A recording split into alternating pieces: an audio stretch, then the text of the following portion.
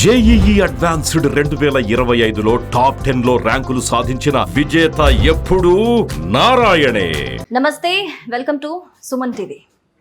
Ahmedabad air India విమానం కుప్పకూలిపోయిన ఘటనకు సంబంధించి అందులో ప్రయాణించే 242 మంది, అలాగే అందులో సిబ్బంది కూడా ఉన్నారు. వాళ్ళు 41 మందే, ఎందుకంటే ఒకరు బతికారు కాబట్టి. సో 241 మందికి సంబంధించి నిన్నటి నుంచి కూడా ఒక్కొక్కరిది ఒక్కో గాథగా ఒక్కో విషయం వెలుగులోకి వస్తుంది. వాళ్ళ కుటుంబ సభ్యులు ఎంత కన్నీటి పర్యంతమవుతున్నారో మనం కొన్ని సోషల్ మీడియాలో వీడియోస్ చూస్తూనే ఉన్నాం. సో నిన్న ఒక భర్త పడిన బాధ, వేదన ఒకటి చూసాం. నిన్న ఒకటి వెలుగులోకి వచ్చింది. అదేంటంటే ఆవిడ వాళ్ళ భార్య చనిపోయి వారం రోజులు అవుతుంది. సో ఆవిడ అస్థికలు వాళ్ళ గ్రామంలో కలపాలని ఒక చివరి కోరిక మేరకు భర్త గుజరాత్లోని ఒక గ్రామంకి వచ్చి మళ్ళీ అక్కడి నుంచి లండన్కి తిరుగు ప్రయాణం అవుతున్న నేపథ్యంలో ఆయన కూడా, అంటే వాళ్ళ భార్య చనిపోయిన వారం వ్యవధిలోనే భర్త కూడా మరణించటం, దీంతో వాళ్ళిద్దరు పిల్లలు కూడా అనాథలయ్యారు అనే ఒక విషాదకరమైన వార్త నిన్న మనం చూసాం. సో ఇలా రోజుకొకటి, అంటే ఈ 241 మందికి సంబంధించి ఒక్కొక్కరిది, ఒక్కొక్క కుటుంబానికి కూడా ఒక్కో బాధ అన్నట్టుగా కూడా ఒక్కొక్క స్టోరీ మనకు వెలుగులోకి వస్తుంది. సో ఈ నేపథ్యంలో ఈ రోజు కూడా ఏదైతే 241 మంది చనిపోయారో అందులో ఒక అమ్మాయి చనిపోయింది. ఆ అమ్మాయికి సంబంధించిన ఒక ప్రియుడి బాధకి సంబంధించిన వీడియో కూడా ఈ రోజు అయితే వెలుగులోకి వచ్చింది. సో ఆ అమ్మాయి చనిపోయిందన్న విషయం తెలుసుకున్న ప్రియుడు ఒకేసారి ముంబై నుంచి హుటాహుటిన అహ్మదాబాద్కి చేరుకొని అక్కడ ఆసుపత్రిలో మృతదేహం కోసం వెయిట్ చేస్తూ వెయిటింగ్ హాల్లో ఎంత బాధపడుతున్నాడో మనం ఒక వీడియోలో చూడొచ్చు. ఒక్కసారి ఆ వీడియో చూద్దాం. వీడియో చూసినాక మాట్లాడదాము. సో మనం ఇక్కడ వీడియో చూడొచ్చు.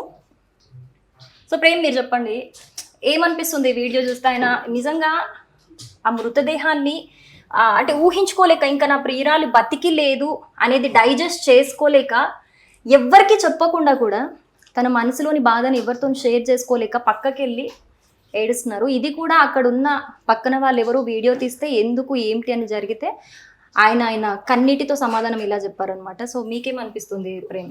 నిజానికి ఈ వీడియో చూస్తే మనకు అర్థమవుతుంది, నిజంగా అక్కడ జరిగిన ఆ విషాదాంతం ఏదైతే ఉందో అందులో గుండెలు పగిలి ఏడ్చే వారిని మనం ఇప్పటివరకు చూసాం.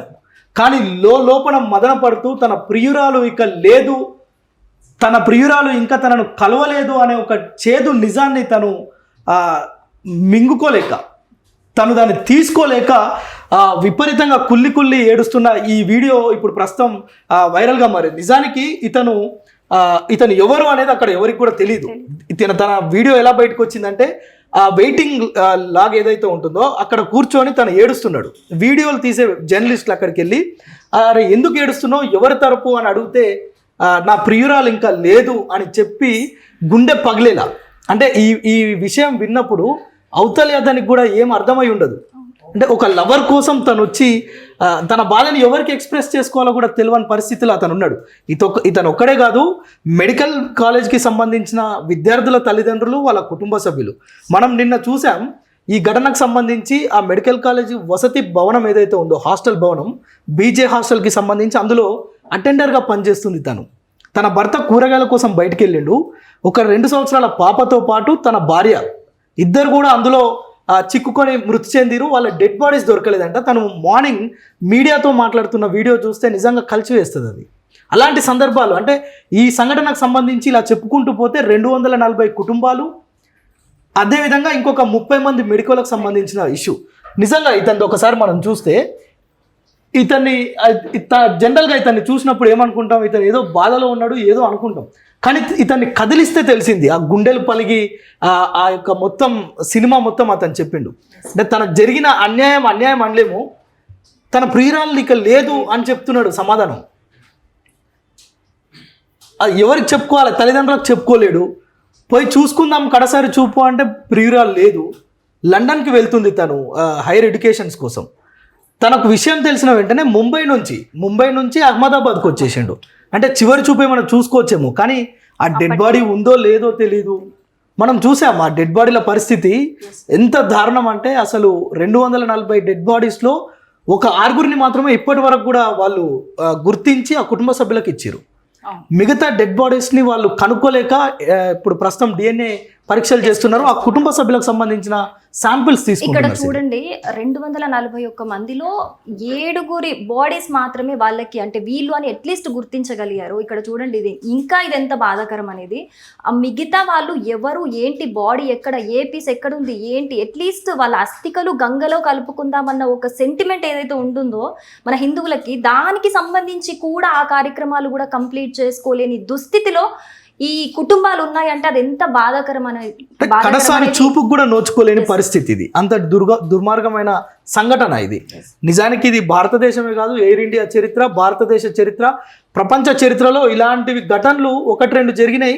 అది ఇప్పుడు మన ఇండియాలో జరగడం అనేది నిజంగా చాలా దారుణంగా దురదృష్టకరమైన సంఘటనగా ఇప్పుడు యావత్ ప్రపంచం మొత్తం అదే మాట్లాడుకుంటున్న పరిస్థితి. సో మొత్తంగా చూసుకుంటే కనుక ఇప్పటి వరకు అయితే ఇక్కడ అంటే విమానంలో ప్రయాణించే మొత్తం 241 మంది కాకుండా ఇంకా మెడికోలకు సంబంధించిన స్టూడెంట్స్ కూడా కొంతమంది చనిపోయారని చెప్పి చికిత్స పొందుతున్న వాళ్ళు కూడా చావు బతుకుల మధ్య కొట్టుమిట్టాడుతున్నారు. ఇంకా కౌంట్ పెరుగుతుంది అనే నేపథ్యంలో కూడా రోజుకి కౌంట్ అయితే పెరుగుతూ వస్తుంది.